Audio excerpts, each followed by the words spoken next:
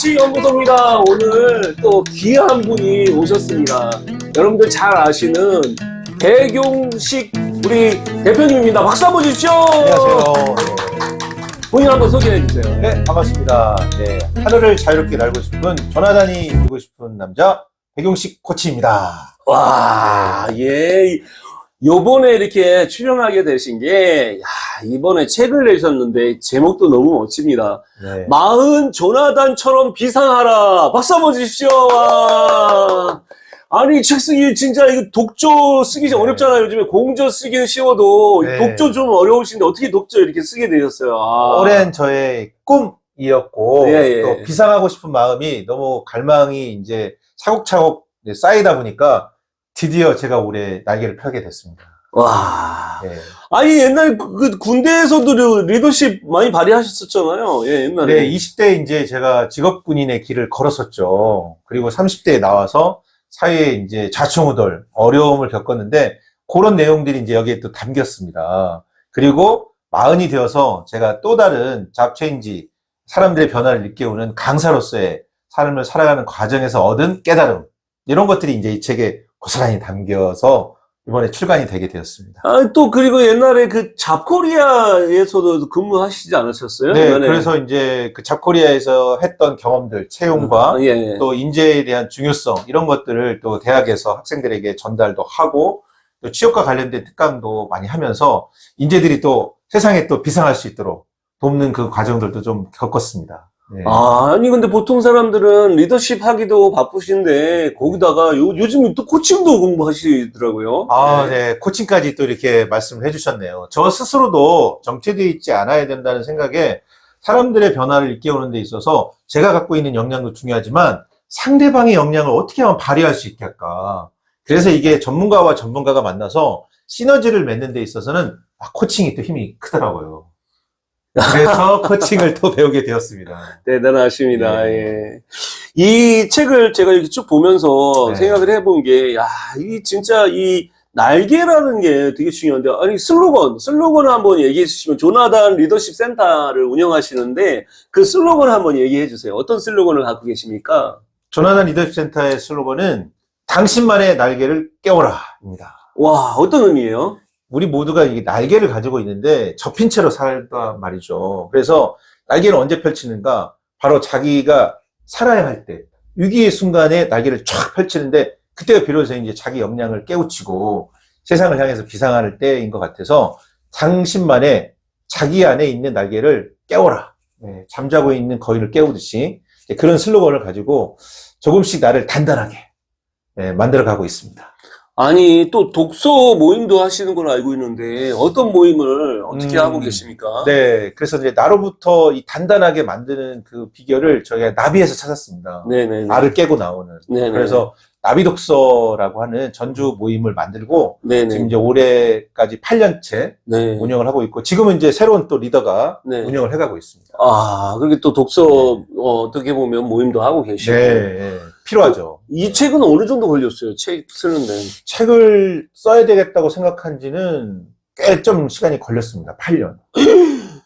8년간 이제 단단하게 단련을 한 거고요. 와. 실제로 이제 이 책의 컨셉을 잡고 쓴 지는 1년 8개월. 야. 1년 8개월. 2년 가까이 된 것 같습니다. 와. 1년 반 정도 시간이 걸린 것 같아요. 이 책을 쓰면서 가장 어려웠던 건 어떤 거예요? 책을 내기가 쉽지 않잖아요, 요즘. 정말 출판사도 이게, 어렵다 그러고 막 그러는데, 요즘. 나를 드러내는 용기가 필요하더라고요. 아, 자기를 드러내는 거. 네. 그래서 나를 드러내기 위해서 나를 깨고 나와야 되는데, 그때 세상과 마주하는 이 두려움이 있었습니다. 글로써 나를 표현한다는 게, 쉬운 작업은 아니더라고요. 왜냐하면 진짜 나와 만나야 되는 이 두려움에 약간의 저는 트라우마가 좀 있었습니다. 그때 두려움을 만났을 때, 나가 나인 것을 수용해주고, 인정해주고, 격려해주는 작업들이 서서히 만들어지면서 제가 좀 더 이제 책에 몰입을 하게 되고, 글의 분량이 쌓여진 것 같습니다. 와, 그러네요. 이게 정말 이 아래도 보면 달라지고 싶은가 꿈꿔라. 그리고 끊임없이 배워라. 네. 그 배움의 열정이 아마 우리 백용식 대표님에게 아주 큰 것 같은데 네. 그 열정은 어디서 나오는 거죠? 첫 번째는 자기 정체성인 것 같아요. 아, 자기 정체성. 자기 정체성. 내가 지금 어떤 사람이고 어디를 향해 가고 있는가 흔들리고 헤맬 때 있거든요. 그때 이제 독서 모임에서 계속해서 이야기한 거는 자기 내면을 들여봐라. 그래서 자기 내면에서 갈망하는 꿈틀거림이 있어요. 그것을 가지고 세상에 어떤 사람들에게 도움이 될 수 있을까? 그 부분에 초점을 맞추고 딱 하니까 저는 첫 번째가 대학생이었던 거예요. 그래서 사회 진출을 하는 대학생들을 돕기 시작하고 그러면서 내가 누구인지를 알게 됐더라고요. 아, 내가 이렇게 상대를 도울 때 기뻐하는 사람이고 상대가 변화돼서 성장할 때 나도 같이 성장하는 느낌. 아, 이게 내가 해야 될 일이구나. 그러면서 이제 학생들 또 커리어 코칭도 하고 또 그러면서 기업에 가셔서 또다시 성장해야 되는 중간 관리자나 리더들. 이분들의 또 비상이나 도약을 돕는 일. 아, 이런 걸 하는 것 자체가 앞으로 나의 삶에 있어서 큰 보람이겠다. 근데 그것을 하기 위해서는 내가 먼저 변화해야 되고 내가 깨어지지 않으면 그들에게 말할 용기 또는 말할 자격이 없더라고요.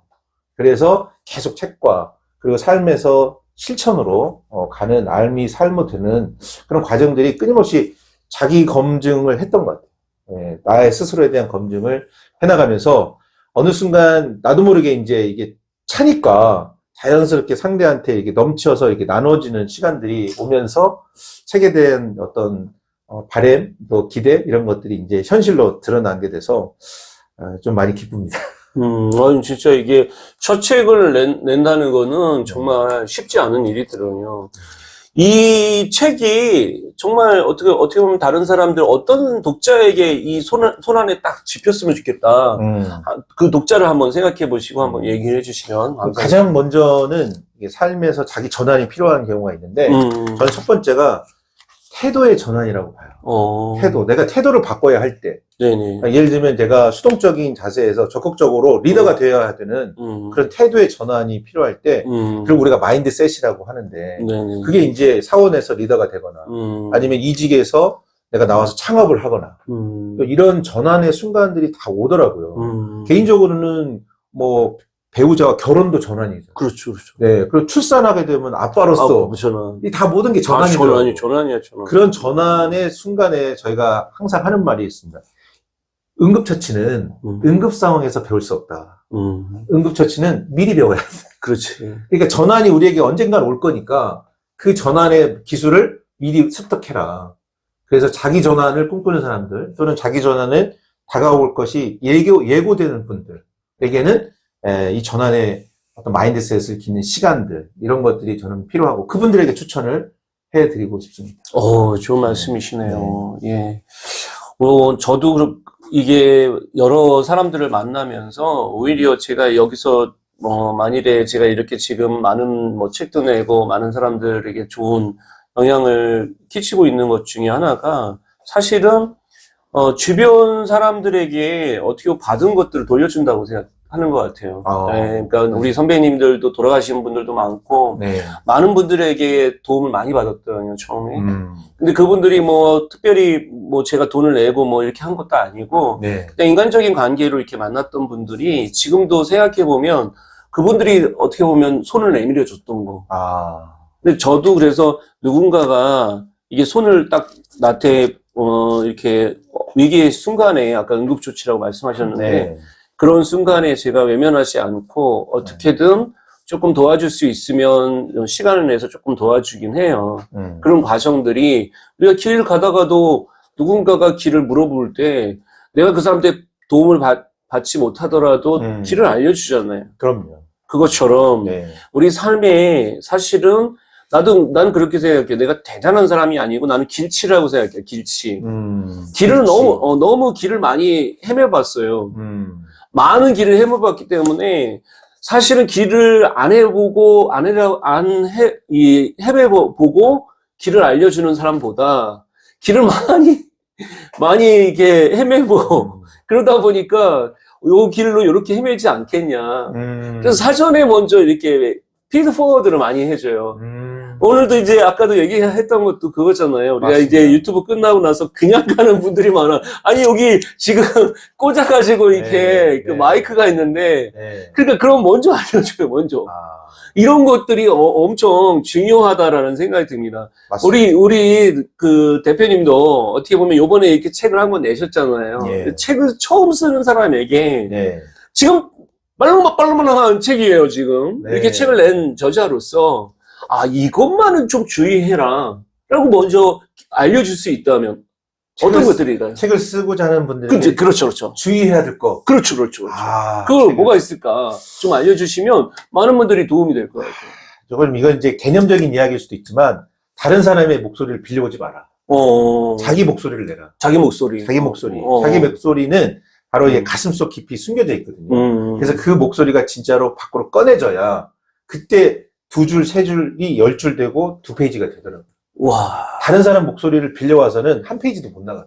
그 이너 보이스라는 개념을 네. 우리가 꼭 기억해요. 네. 내 안에 내면의 소리가 날 때, 네. 그때 내가 쓰면서도 희열이 생기고, 희열이 생기고. 그걸 읽는 사람도 감동이 생겨요. 네. 맞습니다. 근데 내가 그게 아니고 그냥 누구 거를 이렇게 조금 빌려와가지고 논문 쓰듯이 책을 네. 쓰면 네. 이 책이 참 열심히 쓰긴 했는데 애는 썼는데 네. 사실은 누군가의 마음을 울려주거나 전달이 잘 안 돼요. 나부터도 전달이 안 될 때. 그러니까. 네. 그래서 사실은 챗GPT로 쓴 책이 사람들에게 어떤 이 울림이 없는 이유도 네. 그 아까 얘기했던 본인의 그 내면을 보는 거. 아, 되게 좋으네요. 네. 또 한 가지만 또 얘기해 주세요. 네. 제 목소리를 자꾸 내다 보니까 제가 이 책을 내가 쓰는 게 아니라는 거 생각해요. 이 책은 많은 사람들과 함께 쓰고 있다는 거죠. 그래서 항상 이 책을 쓰면서 내가 책을 쓴다고 생각하는 순간 길을 잃게 되더라고요. 내가 쓴다고 하는 게 아니라 나와 함께 살아준 그 많은 사람들이 이 길을 같이 가고 있다고 하니까 약간의 그 글의 책임감을 느낀 거예요. 그래서 함부로 말하지 않듯이 이 글 속에 진정성을 담으려고 노력을 좀 했던 것 같아요. 네. 저도 비슷해요. 많은 분들이, 아니, 그 최후 트렌드를 어떻게 쓰냐. 근데 이 최후 트렌드 책이 나오고 나서 또 강연회도 또 가고 누군가를 만나면 저는 그냥 그 생각들을 하나씩 이게 담아서 함께 쓰고 있으니까 결국에 이렇게 오래오래 쓸 수 있는 거죠. 만일에 근데 혼자 쓴다고 했으면 그냥 폐쇄적으로 어떻게 보면 이렇게 가고 많은 얘기를 듣지 않으니까 책이 잘 안 돼요. 많습니다. 우리가 이게 돈을 많이 벌거나 그리고 성공한 사람들도 또 다 보면 대부분 개방적인 사람이 많아요. 잘된 사람 중에 폐쇄적인 사람이 잘된 케이스가 없어요. 네.